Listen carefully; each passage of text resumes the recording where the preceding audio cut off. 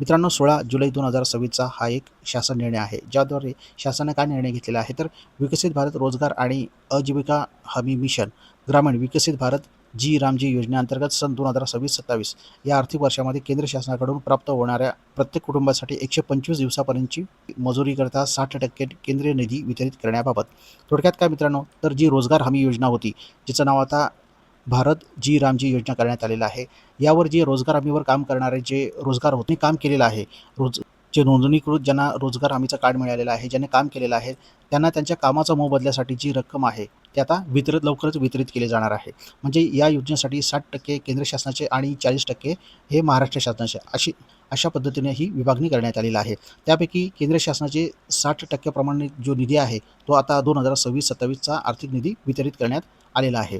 तर बघूया शासनानं यासाठी काय निर्णय घेतलेला आहे. तर केंद्र शासनाकडून प्राप्त झालेला निधी प्रत्येक कुटुंबासाठी 125 दिवसापर्यंतची मजुरी या बाबींवर खर्च करणे आवश्यक आहे.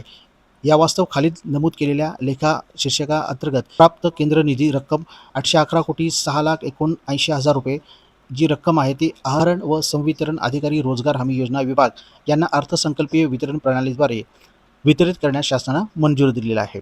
म्हणजे केंद्र शासनाचा जो 60% निधी आलेला आहे, हा सर्व निधी काय आहे तो वितरित करण्यास शासनानं आता मंजुरी दिलेला आहे. याशिवाय बघा 16 जुलै 2026चा दुसरा एक शासन निर्णय आहे, ज्याद्वारे काय केलेला आहे, तर राज्य शासनाचा 40% जो काही निधी आहे या योजनेसाठीचा 125 दिवसापर्यंत जी मजुरीचा रक्कम आहे, ती सुद्धा वितरित करण्यास शासनानं मंजुरी दिलेला आहे.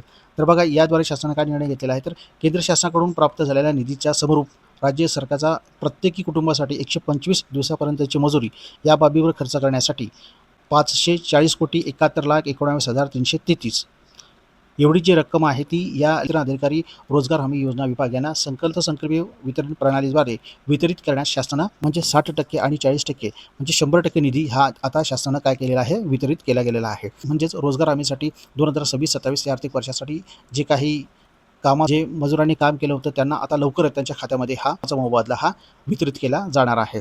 तर खाली डिस्क्रिप्शनमध्ये हा दोन्ही जी आर तुम्हाला मी टाकून देत आहे, तिथून जाऊन तुम्ही पाहू शकता.